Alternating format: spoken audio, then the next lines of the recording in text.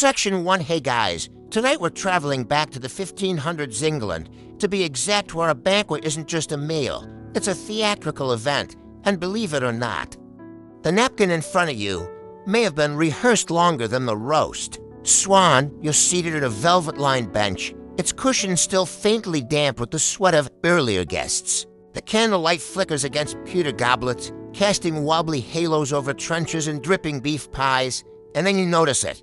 Your napkin, not folded flat, not rolled, but sculpted into what appears to be a small mythical creature perched beside your trencher as if waiting to whisper table secrets. You probably won't survive this evening without getting food on your doublet or offending someone's uncle with the wrong linen move. That's because napkins in this age are not merely practical, they're part Samapha, part social flex, and part performance art, so before you get comfortable, take a moment to like the video and subscribe, but only if you genuinely enjoy what I do here. And if you're listening from somewhere far away, drop your location and local time in the comments. I love seeing how global this sleepy little tavern of ours has become. Yet now, dim the lights. Maybe turn on a fan for that soft background hum.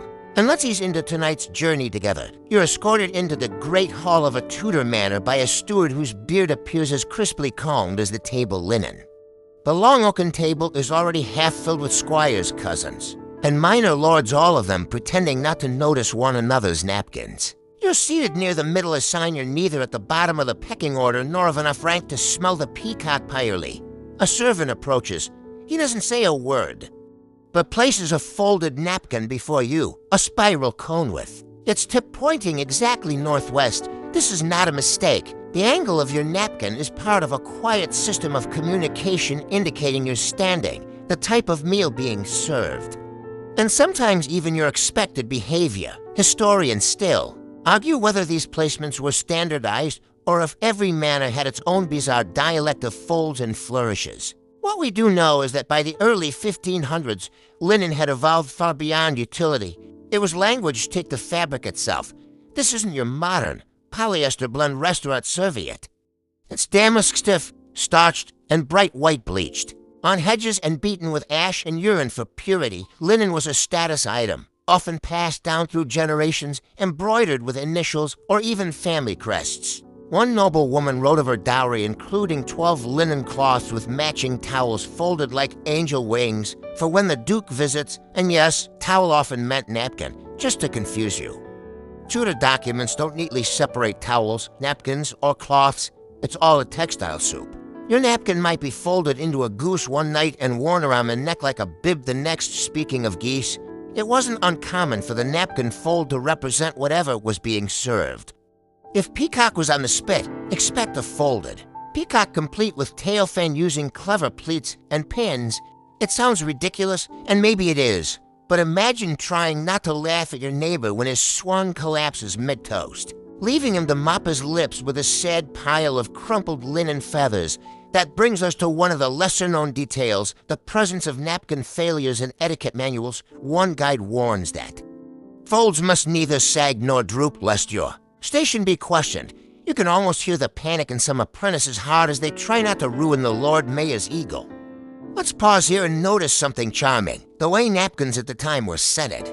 Just faintly lavender, marjoram, or even rose petals would be folded inside to mask the kitchen smoke and more pungent smells wafting from the nearby garderobes.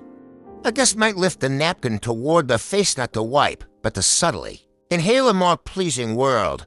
This sensory mixed perfumed cloth, roast goose steam, beeswax candle smoke sinks into your nose as the meal begins. A single folded item, and yet it holds so much artistry, rank, intention, and even olfactory relief, Dotto. And let's not pretend this was all voluntary.